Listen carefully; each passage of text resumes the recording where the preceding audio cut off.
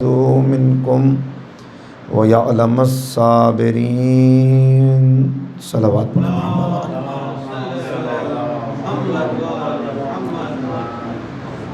کیا لوگوں نے یہ گمان کر لیا ہے کہ وہ جنت میں چلے جائیں گے،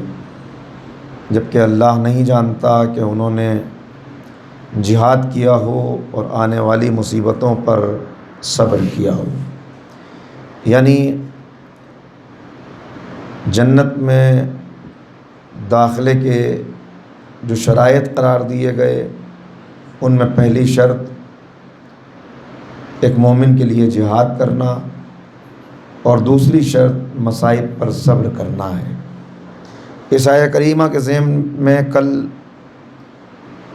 میں نے آپ کی خدمت میں امام زین العابدین سید الساجدین حضرت علی بن الحسین علیہ السلام کے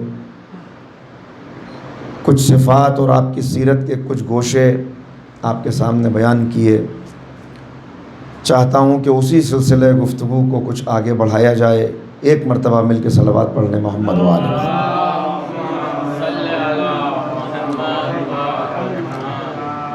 میں نے عرض کیا کہ امام کی جو 35 سالہ زندگی بعد کربلا ہے، اس کا ایک ایک لمحہ بہت قیمتی اور بہت اہم ہے، اس لیے کہ امام نے اپنی حیات طیبہ کے ہر لمحے کو وقف کر دیا تبلیغ دین الہی کے لیے اور امت کے شعور کو بیدار کرنے کے لیے۔ اس لیے کہ امام کی نگاہیں دیکھ رہی تھیں کہ ان کے اندر بصیرت ختم ہو چکی ہے، یہ معاشرہ پستی کی طرف جاتے ہوئے اتنا انحطاط میں اور اتنا زوال پذیر ہو چکا ہے کہ اب اس معاشرے کو واپس پلٹانے کے لیے، اب اس معاشرے کو پھر سے شعور اور بصیرت عطا کرنے کے لیے بڑی قربانیاں دینی پڑیں گی، بڑی کوششیں کرنی ہوں گی، تب ممکن ہے کہ تعلیمات پیغمبر اکرم زندہ ہو جائیں۔ اور اس کے لیے امام نے جو بہت سی خدمات انجام دیں، اس کا ذکر میں نے آپ کے سامنے کیا کہ امام نے اپنے شاگردوں کی تربیت کی، امام نے غلاموں کو خریدا، انہیں تعلیم دی، اور پھر اس کے بعد ان سے یہ عہد لے کر انہیں آزاد کر دیا کہ وہ اسلام کے صحیح پیغام کو دنیا تک پہنچائیں گے اور قرآن کی صحیح تعلیمات سے لوگوں کو باخبر کریں گے۔ تیسرا اقدام جو امام نے کیا وہ دعاؤں کا سہارا لیا، جس کے نتیجے میں آج ہمارے سامنے صحیفہ کاملہ سجادیہ جیسی گراں قدر کتاب امام کے علمی آثار کے طور پر موجود ہے، جسے انجیل اہل بیت، زبور آل محمد، اخت القرآن اور معاشرے اور فرد کے باطن کو زندہ کرنے والی عظیم کتاب تصور کیا جاتا ہے، جس کے اندر ایک ایک دعا اتنی اہم ہے کہ جب انسان اس دعا کو واقعاً خلوص کے ساتھ، معرفت کے ساتھ پڑھتا ہے تو اس کی معرفت میں مزید اضافہ ہوتا چلا جاتا ہے۔ شاگردوں کی تربیت امام نے کی، اور صرف شاگردوں کی تربیت نہیں کی، بلکہ امام کی نگاہیں دیکھ رہی ہیں کہ یہ لوگ جو حکومت سے وابستہ ہیں، یہ اس بات سے بالکل بے خبر ہیں کہ حکومت کا ہم خیال ہونا، حکومت کا ہم نوا ہونا اور حکومت کی تائید کرنا ان سے ان کا تشخص اور ان کا مقصد زندگی چھین لے رہا ہے، جس کے نتیجے میں ان کی زندگی تباہی اور بربادی اور ہلاکت کی طرف بڑھتی چلی جائے گی۔ لہٰذا حکومت کے انہی طرفداروں میں ایک نام ہے زہری کا، جنہیں امام زہری بھی کہا جاتا ہے۔ حکومت کی طرف سے قاضی ہیں اور ایک اچھا خاصا ان کی زندگی کا عرصہ حکومت ہی کے اشاروں پر کام کرتے ہوئے گزرا، حالانکہ امام سے عقیدت رکھتے ہیں، امام کا احترام کرتے ہیں اور اس کی وجہ سے برابر امام کی خدمت میں حاضر ہوا کرتے ہیں، لیکن بہرحال معرفت کا وہ درجہ نہیں کہ یہ سمجھ سکیں کہ انسان جب امام کا چاہنے والا ہے تو پھر حکومت کی تائید اور حکومت کے اشاروں پر اپنی زندگی کیسے گزار سکتا ہے۔ خواب دیکھا انہوں نے، اور اس خواب کے اندر یہ دیکھتے ہیں کہ میرے ہاتھ خضاب سے رنگین ہوئے ہیں، پریشان ہوئے، خواب کی تعبیر معلوم کی، معبر نے تعبیر یہ دی کہ تمہارے ہاتھ کسی بے گناہ کے خون سے رنگین ہوں گے۔ چنانچہ ایک شخص گرفتار کر کے لایا گیا، اس کے بارے میں انہوں نے فیصلہ کیا، کوڑوں کی سزا سنائی، سزا ملی۔ وہ شخص بے قصور تھا، اپنی بے قصوری کے باوجود سزا ملنے کا صدمہ، رسوائی اور سخت سزا برداشت نہیں کر سکا، انتقال ہو گیا اس کا۔ اس سزا کے درد کو برداشت نہ کرتے ہوئے جب اس نے اس دنیا کو خیر بات کہا تو اب بڑا احساس ہوا زہری کو کہ یہ میں نے کیا کیا، اس لیے کہ بعد میں ان کو یہ بھی اطلاع مل گئی کہ یہ بے قصور تھا جسے غلط سزا دی گئی ہے۔ چنانچہ ابھی اندر باطنی شخصیت میں اتنا شعور اور اتنی بصیرت موجود تھی کہ یہ سمجھ گئے کہ اس ایک انسان کی بے خطا جان لینا میری آخرت کو برباد کر چکا ہے، اب میرے لیے کوئی راستہ نہیں ہے، لہٰذا اتنے بدظن ہوئے، اتنے بددل ہوئے، اتنے غمزدہ ہوئے کہ استعفیٰ دیا اس عہدے سے، اور اس کے بعد معاشرے کو چھوڑ دیا، خاندان والوں سے تعلق ختم کر لیا، دوستوں سے ملنا جلنا بند کر دیا، اور پھر صحرا میں چلے گئے، ارادہ کر لیا کہ باقی کی زندگی اسی طرح صحرا میں گزاروں گا۔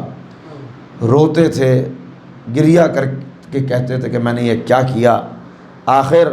ظالم کا ساتھ دینے کا نتیجہ میرے سامنے آیا کہ میرے ہاتھوں بھی ظلم ہو گیا، جبکہ میں خوف خدا رکھنے والا انسان کبھی نہیں چاہتا تھا کہ ایسا ظلم کروں، مگر یہ ظلم شاید مجھ سے اسی لیے ہوا ہے کہ میں نے جانتے ہوئے حکومت کی تائید کی، حکومت کی نوکری کو منظور کیا اور ان کی خدمت کرتا رہا۔ امام کی خدمت میں آیا کرتے تھے، لہذا امام نے چاہنے والوں سے سوال کیا کہ آخر کہاں ہیں زہری؟ پتہ چلا کہ مولا وہ تو چلے گئے، سب کو چھوڑ دیا ہے، تنہائی کی زندگی اختیار کر لی ہے۔ امام نے سنا۔ دیکھیے یہ ہے معصوم، اور معصوم کی انسانیت کے لیے ہمدردی۔ رسول اللہ کا تعارف امیر المومنین نے نہج البلاغہ میں ان الفاظ میں کرایا ہے کہ پیغمبر اکرم اس معاشرے کے لیے ایک طبیب اور مسیحا کی حیثیت سے آئے تھے۔ ایسا طبیب نہیں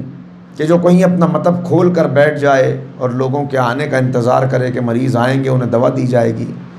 بلکہ مولا فرماتے ہیں وہ طبیب جو خود ہر دروازے پر جا کر دستک دے کے کہتا تھا کہ اگر کوئی مریض ہے تو اپنا علاج کرا لے، میں اس کا علاج کرنے کے لیے حاضر ہوں، مجھے نبی بنا کے بھیجا گیا ہے، انسانیت کے دکھوں کا مداوع کرنے کے لیے میں آیا ہوں، میں تمہیں تمہارے مقصد حیات سے آگاہ کرنے، اس دنیا کی زندگی کے متعلق یہ بتانے کہ یہ دنیا آزمائش گاہ ہے، اور یہاں کی زندگی انسان کی آخرت کی زندگی کا پیش خیمہ ہے، آخرت کی زندگی کی کھیتی ہے، الدنیا مزرعۃ الآخرہ، یہاں جو اگاؤ گے وہ آخرت میں کام آئے گا۔ تمہاری روحوں کا علاج کرنا یہ میری ذمہ داری ہے، تزکیہ نفس کرنا یہ ذمہ داری مجھے دی گئی ہے، آیات کی تلاوت کرنا۔ تو وہی سیرت ہے کہ جس کے تسلسل کا نام امام زین العابدین علیہ الصلوۃ والسلام۔ ایک صلوات پڑھیں مل کے محمد و آل محمد۔ اللہم صلی لہذا جب امام کو معلوم ہوا تو امام بنفس نفیس تشریف لے گئے، امام خود پہنچ گئے ان کا علاج کرنے کے لیے بیماری کا، اور جانے کے بعد جب ملاقات ہوئی کہا زہری یہ تم نے کیا کیا، یہ کیا حالت بنا رکھی ہے، بال بڑے ہوئے ہیں، ناخن بڑے ہوئے ہیں، آنکھیں سرخ ہیں، کپڑے میلے کچیلے ہیں، گھر والوں کو چھوڑ دیا، سب سے ترک تعلق کر لیا، معاشرے سے کٹ کے یہاں آ کر رہنے لگے۔ کہا مولا مجھ سے خطا ہو گئی، اس طرح گویا میں نے ایک شخص کا قتل کر دیا، انجانے میں میرے ہاتھ اس کے خون سے رنگین ہو گئے، اس بات کا مجھے اس قدر صدمہ ہے کہ اب میں معاشرے میں کسی کو اپنا منہ نہیں دکھانا چاہتا۔ امام نے کہا اے زہری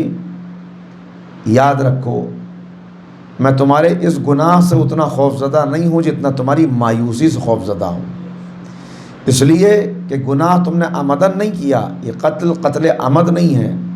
یہ تم سے انجانے میں ہوا ہے، لیکن اب جو تم کر رہے ہو وہ عمدن کر رہے ہو۔ مومن کے لیے یہ پیغام دیا گیا ہے لا تقنطوا من رحمت اللہ، اللہ کی رحمت سے مایوس نہ ہونا۔ تمہارا گناہ کتنا ہی بڑا ہے لیکن اللہ کی رحمت سے بڑا تو نہیں ہے۔ جاؤ اس زندگی کو ترک کرو، اسلام کے اندر رہبانیت نہیں ہے، اسلام کے اندر معاشرے کے اندر رہنا ہے، اس لیے کہ آخرت کو اسی دنیا کے ذریعے سے حاصل کرنا ہے۔ جاؤ زہری، وارثوں کو راضی کرو، انہیں خون بہا دو، ان سے معذرت کرو، ان کو بتاؤ کہ میں نے عمدن ایسا نہیں کیا،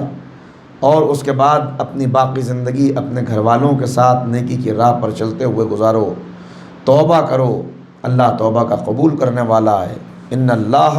یحب التوابین، اللہ صرف توبہ کو قبول نہیں کرتا بلکہ توبہ کرنے والا اللہ کا محبوب بن جاتا ہے۔ صلوات پڑھیں محمد و آل محمد۔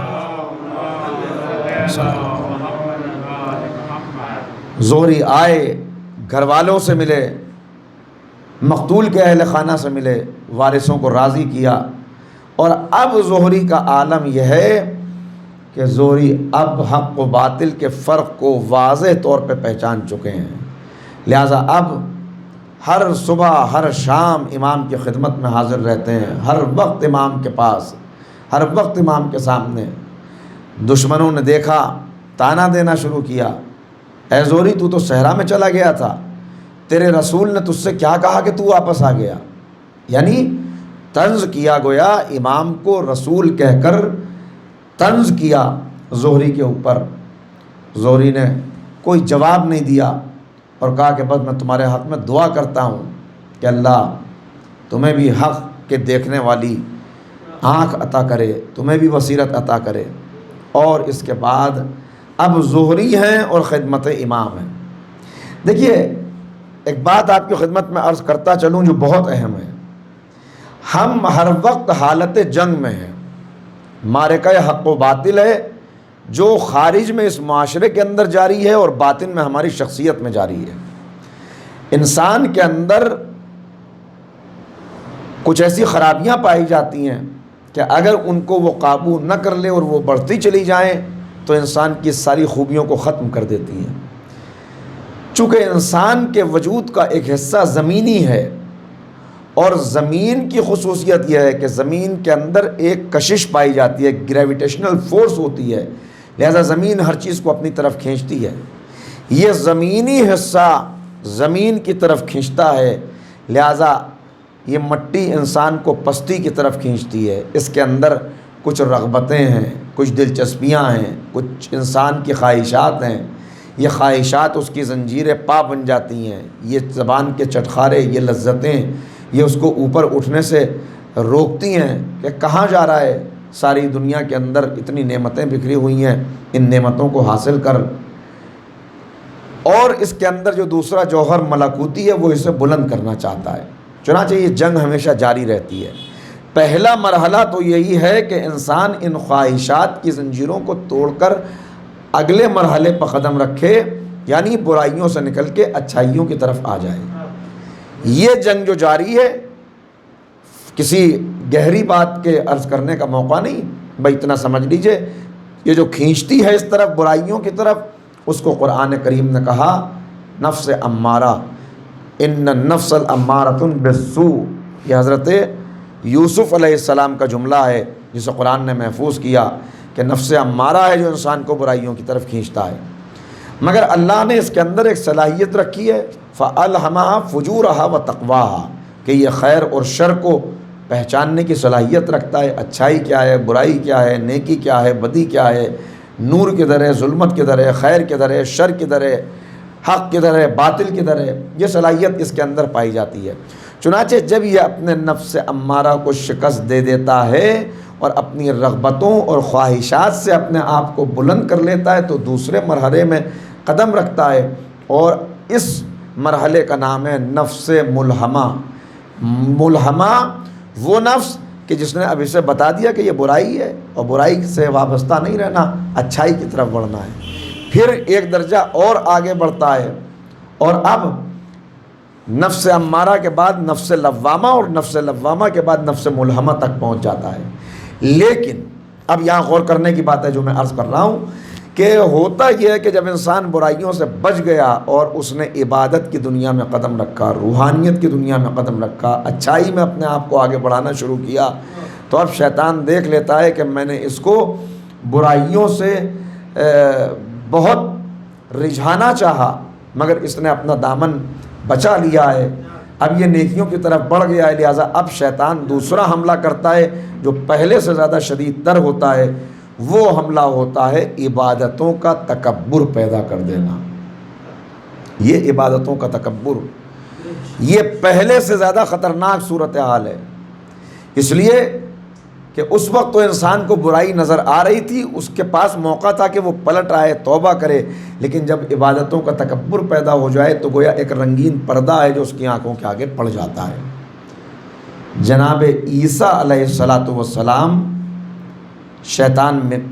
کو دیکھتے ہیں، ملنے کے لیے شیطان آتا ہے، سلام کرتا ہے، اے نبی خدا، اللہ کے یہاں آپ کی بڑی منزلت ہے، لہٰذا میں سلام کے لیے حاضر ہوا ہوں۔ جناب عیسیٰ نے دیکھا کہ رنگین لباس پہنا ہوا ہے، کئی طرح کے رنگ ہیں، کہا یہ تو نے رنگین لباس کیوں پہنا ہے؟ کہا یہ رنگین لباس لوگوں کے اندر نیکیوں کا تکبر پیدا کرنے کے لیے میرا ایک پھندا ہے، میں اس کے ذریعے سے انہیں گرفتار کرتا ہوں، اور ان کے اندر جب میں انہیں سجدہ کرنے سے روک نہیں پاتا تو سجدے کا تکبر پیدا کرتا ہوں، نماز پڑھنے سے روک نہیں پاتا نماز کا تکبر پیدا کرتا ہوں، میں اس کے دل میں یہ خیال پیدا کرتا ہوں تجھ جیسا سجدہ کس کا ہے، تجھ جیسی عبادت کس کی ہے، تجھ جیسی نماز کس کی ہے، تجھ جیسی نیکی کون کرنے والا ہے، تجھ جیسا علم کس کے پاس ہے، تجھ جیسی معرفت کس کے پاس ہے، تیرا جیسا حسب کس کا ہے، تیرے جیسا حسن کس کا ہے، تیرے جیسا کمال کس کا ہے۔ یہ جتنے الفاظ میں نے آپ کی خدمت میں پیش کیے، جتنی اصطلاحات کی، ان سب کو علماء نے بیان کیا کہ ان سب کے اندر شیطان تکبر پیدا کرواتا ہے، کبھی حسن کا تکبر، کبھی کمال کا تکبر، کبھی جمال کا تکبر، کبھی حسب نسب کا تکبر، کبھی علم کا تکبر، کبھی عبادت کا تکبر، کبھی معرفت کا تکبر، اور یہ تکبر جب پیدا ہو جاتا ہے تو اب انسان اسی کے اندر مبتلا رہتا ہے، عبادتیں بھی کرتا رہتا ہے اور اپنے ہاتھ سے اپنی عبادتوں کو برباد بھی کرتا رہتا ہے۔ لہٰذا یہاں پر بہت غور کرنے کی ضرورت ہے۔ زہری بھی جب وہاں سے نکل کے ادھر آ گئے تو اب خدمت امام میں پہنچ گئے، اپنی سابقہ زندگی پہ پچھتاوا کر لیا، روئے، گڑ گڑائے، اللہ کی بارگاہ میں توبہ کی، برائی سے اچھائی کی طرف آئے۔ ایک بہت بڑی ہجرت ہے جو انہوں نے کی، برائی کو چھوڑ کر اچھائی کی طرف آ جانا، یہ بہت بڑی ہجرت ہے۔ لیکن اب یہاں آنے کے بعد شاید شیطان نے یہ فریب دینا شروع کیا، لہٰذا ایک دن خدمت امام میں پہنچے اور امام سے پہنچ کے کہنے لگے، مولا یہ دنیا بھی رہنے کے لائق نہیں ہے، جس انسان کو دیکھو برائی کے راستے پر چل رہا ہے، کوئی بغض میں مبتلا ہے، کوئی حسد میں مبتلا ہے، کوئی تکبر میں مبتلا ہے۔ میں تو کسی کے ساتھ برائی نہیں کرتا مگر لوگ میرے ساتھ برائی کرتے ہیں، بغیر وجہ کے میرے لیے حسد رکھتے ہیں، لوگ میری عبادتوں سے جلتے ہیں، میرے علم سے جلتے ہیں، آپ کی خدمت میں آ گیا اور مجھے معرفت حاصل ہو گئی، اس معرفت سے جلتے ہیں۔ دیکھیے وہی خرابی ہے جو پیدا ہونی شروع ہوئی۔ اب اس کا جو علاج امام نے بتایا ہے وہ بتایا زہری کو ہے لیکن طلوع صبح محشر تک پیدا ہونے والے ہر اس عبادت گزار کے لیے ہے کہ جس کے دل میں ایک لمحے کے لیے بھی عبادت کا تکبر پیدا ہو جائے. میری عبادت سب سے بہتر، میرا سجدہ سب سے اچھا، میرا علم سب سے با کمال، جیسے یہ خیال پیدا ہو امام کے اس نسخے کو یاد کرے. ایک صلوات پڑھیں مل کے محمد و آل محمد پر. تو میں عرض کرتا ہوں، امام نے کہا زہری سنو میں تمہیں ایک نسخہ بتاتا ہوں، اس کے اوپر عمل کرتے رہنا. اور اس کے بعد کہا تمہیں یہ دنیا اس لیے بری لگتی ہے، دنیا والے اس لیے برے لگتے ہیں کہ یہ تم سے بغض رکھتے ہیں، حسد کرتے ہیں، عداوت کرتے ہیں، تہمت لگاتے ہیں، تمہارے تعلق سے برے خیالات میں مبتلا رہتے ہیں. اے زہری سنو، اس دنیا میں 3 طرح کے لوگ ہیں جن سے تمہاری ملاقات ہوگی. یا تمہارے برابر کے ہوں گے، یا تم سے چھوٹے ہوں گے، یا تم سے بڑے ہوں گے. جب بھی تمہیں کوئی اپنے سے بڑا نظر آئے تو اس کا احترام کرنا،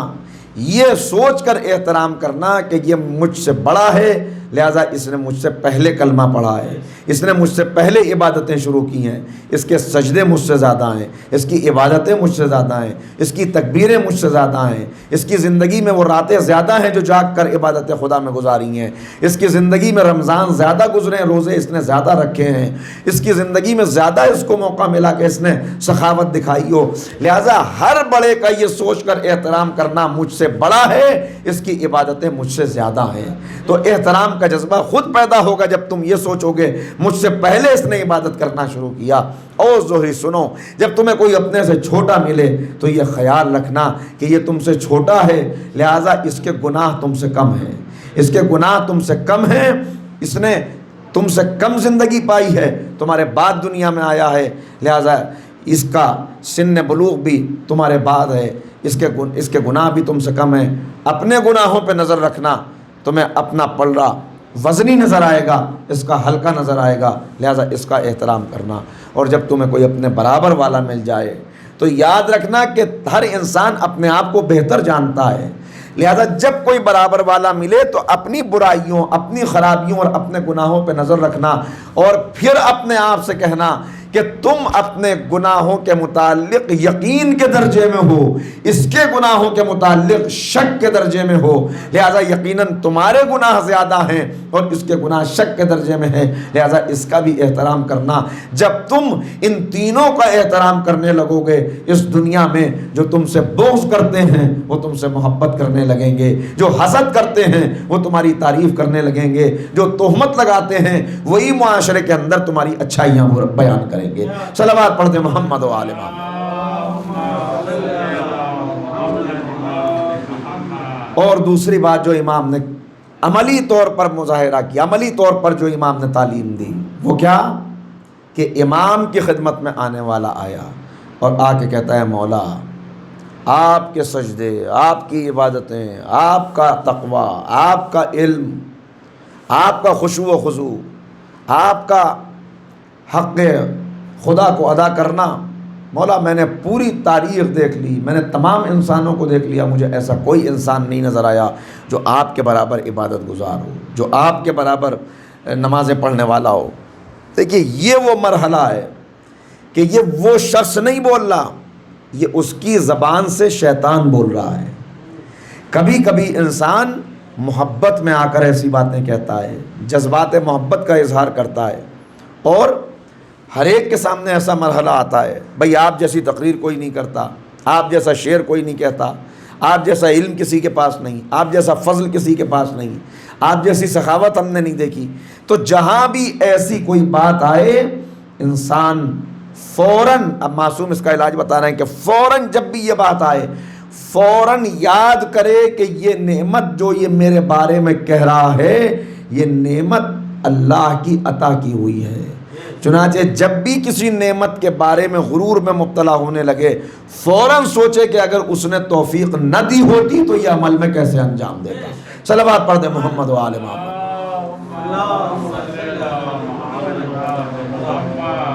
حضرت ایوب کا صبر مشہور ہے. ایک دن حضرت ایوب کو یہ خیال پیدا ہوا، اے معبود میں نے ہمیشہ تیری رضا کو اپنی رضا پر فوقیت دی،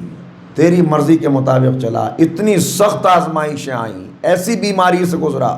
اتنے امتحان، جس کے پاس اتنا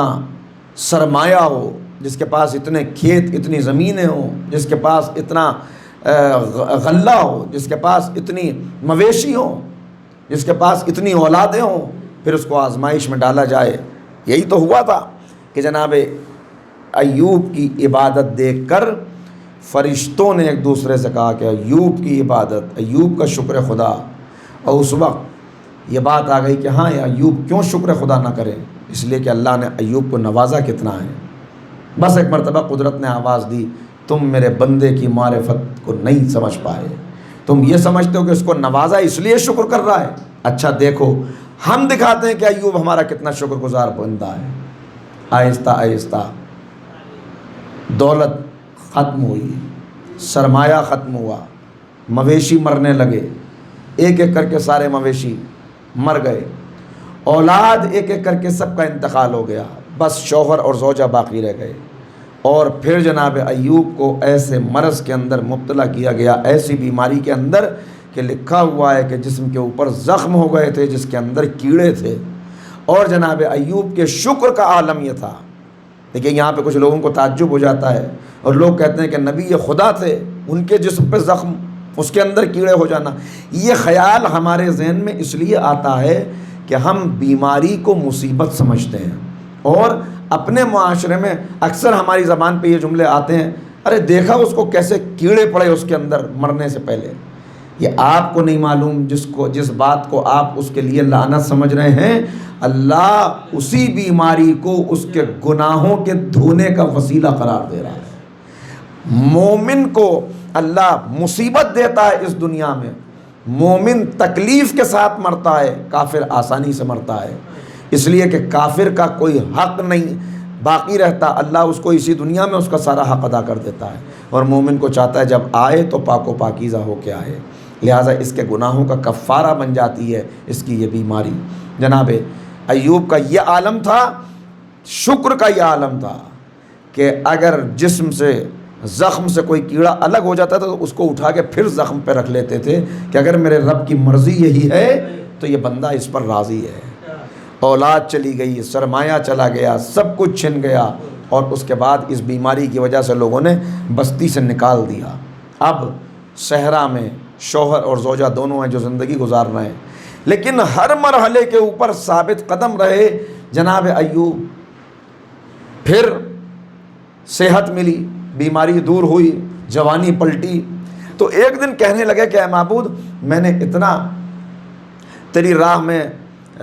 اپنے آپ کو پیش کر دیا، اتنا میں نے اپنی مرضی کو تیری مرضی پہ قربان کر دیا، ابھی یہ باتیں کہہ کر کچھ اور کہنا ہی چاہتے تھے کہ روایت کے فقرے یہ ہیں کہ ایک آسمان پر ایک بادل آیا جو جناب ایوب کے سر پہ آ کے ٹھہر گیا، اور اس کے اندر سے 10,000 آوازیں آئیں، اے ایوب تم نے صبر کیا، یہ صبر کی طاقت تمہیں کس نے دی؟ تم نے شکر کیا، یہ شکر کی طاقت تمہیں کس نے دی؟ تم نے اطاعت کی، یہ اطاعت کا جذبہ تم نے کس نے دیا؟ بس یہ سننا تھا۔ جلدی سے جناب ایوب اوپر سے اٹھے، زمین کے اوپر بیٹھ گئے، خاک اٹھا کے اپنے سر پہ ڈالی، کہا معبود بے شک اگر تو نے حوصلہ نہ دیا ہوتا، اگر تیری طرف سے توفیق نہ ہوتی تو میں کچھ بھی کر نہیں سکتا تھا۔ لہذا کہا گیا کہ جیسے ہی عبادت کا تکبر پیدا ہو، اس حدیث کو یاد کریں معصوم کی، کہ جس میں معصوم کا کہنا یہ ہے کہ اللہ کہتا ہے اے میرے بندے، تو جتنا اپنے آپ کو میری راہ میں حقیر کرتا جائے گا میں تجھے اتنا بلند کرتا چلا جاؤں گا۔ جناب موسیٰ سے کہا جا رہا ہے اے کلیم اللہ، اے موسیٰ یہ تمہیں معلوم ہے ہم نے تمہیں کیوں شرف تکلم بخشا، کیوں تمہیں اتنا بلند کیا؟ تو جناب موسیٰ کہنے لگے اے معبود، اے میرے اللہ، میں کیا جانتا ہوں، میں کیا جانوں، تو ہی بتا میرے معبود۔ کہا اے موسیٰ، یہ جو تم خاک پر اپنی پیشانی کو رگڑتے ہو، یہ جو تم اپنے آپ کو میری بارگاہ میں حقیر کر کے پیش کرتے ہو، تمہاری یہ ادا مجھے اتنی پسند ہے